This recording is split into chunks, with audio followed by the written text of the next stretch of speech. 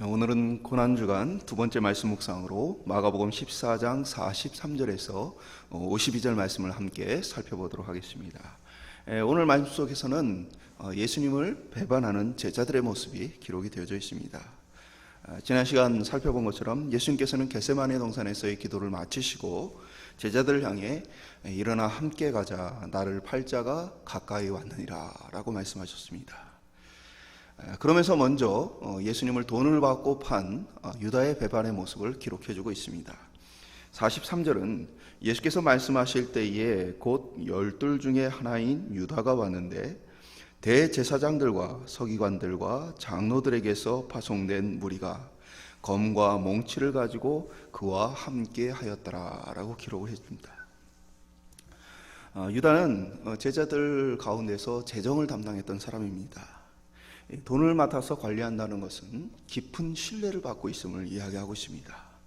그러나 깊은 신뢰를 받고 재정관리를 하고는 있었지만 그는 사실 갑작스럽게 반역을 한 것이 아니라 꾸준히 어떻게 보면 그의 삶 가운데에 그리스도를 떠나 있는 모습을 보게 되어집니다. 요한복음 12장에는 300데나리온이나 되는 향유를 예수님께 부었던 한 여인의 기록이 나오는데, 그때 유다가 이 여인을 꾸짖었던 이유가 그것을 팔아서 돈을 착복하기 위해서다라고 이 성경은 기록해주고 있습니다. 누가복음 22장 3절에는 그에게 사탄이 들어가 예수를 팔고자 했다라고 기록을 하고 있습니다. 그러니까 한마디로 그는 갑작스럽게 어떤 유혹에 의해서 예수님을 판 것이 아니고 예수님과 함께하는 동안에도 계속해서 자신의 이익과 유익을 위해 살고 있었다는 것을 우리가 알 수 있습니다. 그리고 또한 결국에는 사단의 노예가 되어서 사단의 도구로서 그리스도를 팔기 위해 그가 스스로 대제사장을 찾아갔던 모습을 보게 되어집니다. 결국 그는 예수님을 체포할 계획을 함께 상의하고 그들로부터 돈을 받고 결국 예수님을 팔아넘기기 위해 성전의 경비대를 이끌고 예수님을 찾아 나선 것입니다. 44절은 예수를 파는 자가 이미 그들과 군우를 짜 이르되 내가 입맞추는 자가 그이니 그를 잡아 단단히 끌어가라 하였는지라. 그러니까 유다는 여러 제자들과 함께 있는 예수님을 잡기 위해서 성전 경비대와 신호를 짰습니다. 어두운 시간이고 또 많은 사람이 함께 있기 때문에 누가 예수님인지를 정확히 알아야 신속하게 정확한 체포가 가능했기 때문입니다. 여기에서 입맞추다, 내가 입맞추는 사람이 예수다라는 것들을 신호로 짰는데, 여기서 입맞추다라는 표현은 이 필레오라는 단어가 쓰였습니다. 필레오는 우리가 아는 것처럼 사랑한다라는 뜻을 가지고 있는 단어입니다. 다른 성경의 다른 본문들 속에서는 이 필레오라는 단어가 좋아한다, 사랑한다라는 뜻으로 쓰였습니다. 곧 입맞추는 행위는 사랑과 존경의 표현이었던 것입니다. 말씀드린 것처럼 유다는 유혹에 갑자기 넘어간 것이 아니고 협상을 해서 돈을 착복하면서 이제 돈을 더 벌기 위해서 예수님을 이 시간에 잡기 위해 계획을 단단히 짰다는 것을 이제 우리가 볼 수 있는 것이죠. 이어서 45절은 이에 와서 곧 예수께 나와 랍비여 하고 입을 맞추니. 유다가 예수님께 나와 입을 맞추었다. 근데 이제 이 단어는 앞에 44절에 나와 있는 입 맞추다하고는 조금 다른 형태가 쓰였습니다. 같은 필레오라는 이 단어의 형태이긴 하지만 강조형이 사용이 되었습니다. 이 강조형이 어떤 의미를 갖냐면 이것은 단순한 입맞춤의 관계, 인사의 관계가 아니고 이 애인을 향한, 또 사랑하는 사람을 향한 깊은 입맞춤을 특별히 이야기할 때 쓰는 표현입니다.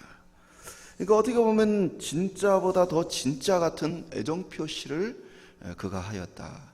그가 보통 인사를 하거나 존경의 표시로 하는 것보다는 훨씬 더 깊은 애정을 가지고 예수님께 입을 맞춤으로 어떻게 보면 저들에게 신호를 보냈다 볼 수 있는 것입니다.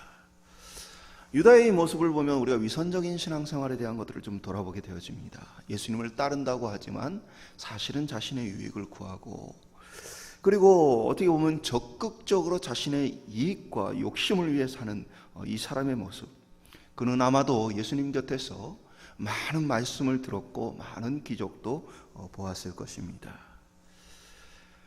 그러나 어떻게 보면 그는 다른 제자들보다 더 똑똑했는지도 모릅니다. 왜 그렇습니까? 예수님 십자가에 죽기 전부터 반복적으로 자신의 비참한 죽음에 대해서 말씀해 주셨습니다. 다른 제자들은 그 의미를 잘 몰랐어요. 근데 어떻게 보면 인간적으로 그것을 가장 잘 이해한 게 바로 이 유다가 아닌가라는 생각을 하게 되어집니다. 이제 죽게 될 예수, 이제는 더 이상 이용의 가치가 없는 예수님을 마지막에 어떻게 합니까? 자신의 유익을 위해 돈을 받고 팔아넘기는, 어떻게 보면 세상적으로는 아주 지혜로운 판단이죠. 그러나 참된 진리에 있어서는 매우 어두웠다라는 것입니다. 오늘도 어찌 보면 교회 안에도 또 교회 밖에도 영혼에 대한 관심 없이 권력과 그리고 돈과 명예를 탐하는 사람들이 많이 있습니다. 돌이킬 기회가 있어야 그때 돌이켜야 합니다. 그렇지 않으면 유다와 같이 양심은 마비가 되어지고 사단의 지배하에 놓여서 사단의 도구로 전락할 수 있기 때문입니다. 46절과 47절은 이렇게 기록합니다. 그들이 예수께 손을 대어 잡거늘 곁에 서 있는 자 중에 한 사람이 칼을 빼어 대제사장의 종을 쳐 그 귀를 떨어뜨리니라. 예수님을 붙잡자 제자 중에 하나가 칼을 빼어 대제사장의 종의 귀를 잘랐다. 요한복음은 구체적으로 이 제자가 베드로임을 밝혀주고 또 대제사장의 종의 이름이 말고였다라고 기록을 해줍니다. 일촉즉발의 대치 상황이 벌어집니다. 요한복음은 예수님께서 자신을 잡으려고 사람들이 오자 너희가 누구를 찾느냐? 나사렛 예수다. 내가 너희가 찾는 자다라고 예수님이 답변하시는 모습을 기록합니다. 조금 더 구체적으로 기록할 거죠. 근데 그 답변을 들었던 이 성전 경비대가 예수님 앞에 엎드려졌다라고 기록을 하고 있습니다. 그러니까 이 예수님이 얼마나 능력이 많으시고 또 그 제자들이 함께 있는 상황 속에서 예수님을 붙드는 것에 대해서 성전 경비대들 역시도 굉장히 긴장하고 두려운 상황 가운데에 명령을 받아서 예수님 잡으러 왔다는 것이죠. 그러니까 예수님이 내가 그다라는 이야기 앞에, 그 당당한 말씀 앞에 그들이 엎드려졌다. 이런 상황에서 베드로가 이 칼을 들고 그 귀를 쳤습니다. 정상적인 상황에 있어서는 당장에 이 칼부림이 나고 대치 상황이 벌어져야 하는데 사실 그러지 않았던 것은 성전 경비대가 이미 그 마음이 주눅들어 있었기 때문에 사실 볼 수 있습니다. 그런데 이런 상황 속에서 어쩌면 예수님은 오히려 베드로를 꾸짖으십니다. 칼을 다시 넣으라 하십니다. 그리고 심지어 누가복음 22장 51절에 보면 이 대제사장의 종 말고의 귀를 만져서 낫게 하셨다, 고쳐주셨다라고 기록을 하고 있습니다. 베드로는 기도하지 못했고 하나님의 뜻도 알지 못했습니다. 그러나 그의 마음 가운데는 예수님을 지켜야 되겠다, 목숨을 걸고 칼을 빼들고라도 예수님을 지켜야 되겠다라는 결단과 각오 때문에 그가 그렇게 행동했던 것입니다. 우리는 이 베드로의 모습을 보면서 때로 우리의 열심을 통해서 하나님의 뜻을 이룬다는 착각하는 우리의 모습을 생각하게 되어집니다. 사실은 진짜 하나님의 뜻이 무엇인지 알지 못한 채 우리의 열심만을 가지고 우리의 방법대로 주의 뜻을 행하려고 합니다. 우리는 이 모습을 바라보면서 우리의 열심이 기도보다 앞서지 않아야 함을, 우리의 열심이 하나님의 뜻보다 앞서지 않아야 함을 보게 되어집니다. 48절에 49절은 예수께서 무리에게 말씀하여 이르시되 너희가 강도를 잡는 것 같이 검과 몽치를 가지고 나를 잡으러 왔느냐? 내가 날마다 너희와 함께 성전에 있으면서 가르쳤으되 너희가 나를 잡지 아니하였도다. 그러나 이는 성경을 이루려 함이니라 하시더라. 예수님은 자신을 잡으러 온 이들을 책망합니다. 그들의 떳떳하지 못한 행동을 지적합니다. 이것을 통해서 누가 죄인이고 누가 죄 없는지를 분명하게 드러내시는 것입니다. 그들의 부당함과 그들의 불의함에 대해서 그러나 주님은 감당하고자 하십니다. 왜냐? 그것이 성경에 기록된, 성경에 언급된, 바로 예언된 하나님의 뜻이었기 때문입니다. 그래서 주님은 그 모든 것을 묵묵히 받아들이십니다.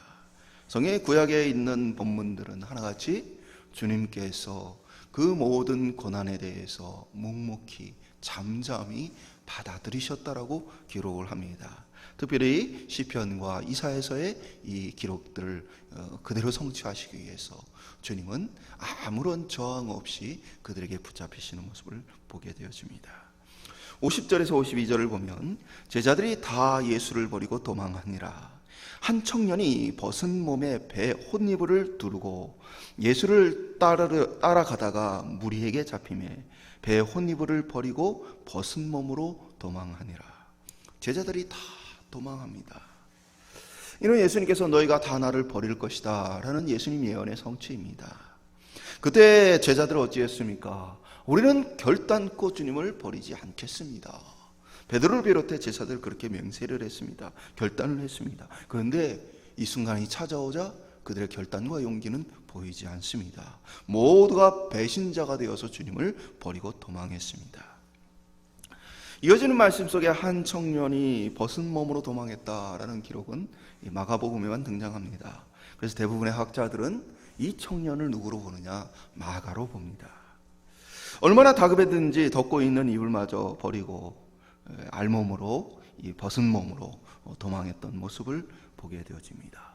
아마 얼마나 이것이 급박하고 혼돈스러운 상황이었는지를 우리가 볼 수 있는 것이죠. 우리는 우리의 결단과 각오로 예수님을 따를 수 있는가라는 질문을 던져볼 때 오늘 본문을 통해서 그렇지 않음을 알 수 있습니다. 우리가 결단하고 각오한다고 해서 우리가 주님을 따를 수 있는 것이 아니라는 사실입니다. 오늘 말씀을 돌아보며 성경을 이루려 하신 예수님과 같이 모든 것보다 하나님의 뜻을 먼저 구할 수 있는 저와 여러분 될 수 있기를 소망합니다. 나의 이익과 욕심, 또 나의 열정과 결단보다 우리가 먼저 구해야 할 것은 하나님의 뜻입니다. 그 뜻 안에서 우리가 감당할 수 있는 용기와 힘을 우리가 기도를 통해 구해야 하는 것입니다. 그리고 우리의 삶 가운데 주의 말씀과 또 응답을 따라서 하나님이 진짜 기뻐하시는 것이 무엇인가에 대해서 묵상할 필요가 있습니다. 그리고 그 뜻을 겸손히 구해야 할 필요가 있습니다. 어렵고 힘겨운 시기가 우리에게 찾아올 때에 우리의 생각대로 우리의 뜻대로가 아니라 또 우리의 욕심을 따라서가 아니라 우리 모두가 하나님의 뜻이 무엇인지를 깊이 묵상하면서 잠잠히 주의 뜻대로 순종해 나갈 수 있는 은혜가 있기를 소망합니다. 오늘 배신한 제자들의 모습을 반면 교사로 삼고 우리가 어떻게 주님을 따를 수 있는가? 내 힘으로, 내 결단으로, 내 어떻게 보면 본성을 따라서는 결코 되어지지 않지만 오직 하나님의 도우심과 은혜만을 바라볼 수 있는 저와 여러분의 이 귀한 고난주간이 될 수 있기를 축원드립니다.